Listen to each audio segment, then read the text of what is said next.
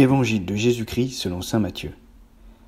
En ce temps-là, les pharisiens, apprenant que Jésus avait fermé la bouche aux Sadducéens, se réunirent, et l'un d'entre eux, un docteur de la loi, posa une question à Jésus pour le mettre à l'épreuve. « Maître, dans la loi, quel est le grand commandement ?» Jésus lui répondit : « Tu aimeras le Seigneur ton Dieu de tout ton cœur, de toute ton âme et de tout ton esprit. Voilà le grand, le premier commandement. Et le second lui est semblable. Tu aimeras ton prochain comme toi-même. De ces 2 commandements dépend toute la loi, ainsi que les prophètes. »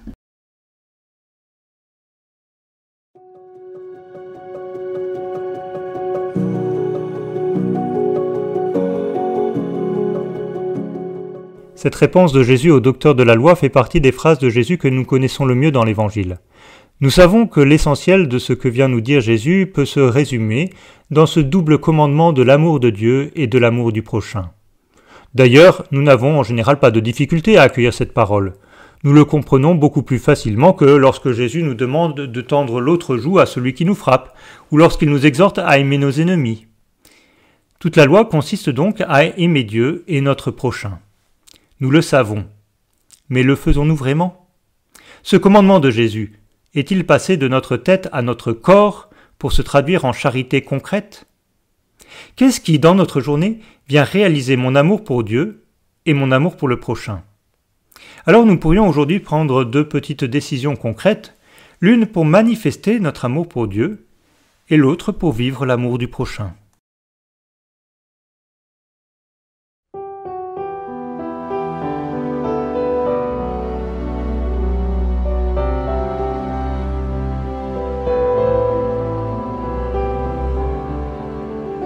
Je vous aime, ô mon Dieu, et mon seul désir est de vous aimer jusqu'au dernier soupir de ma vie, jusqu'au dernier soupir de ma vie. Je vous aime, ô mon Dieu, et mon seul désir est de vous aimer jusqu'au dernier soupir de ma vie, jusqu'au dernier soupir de ma vie.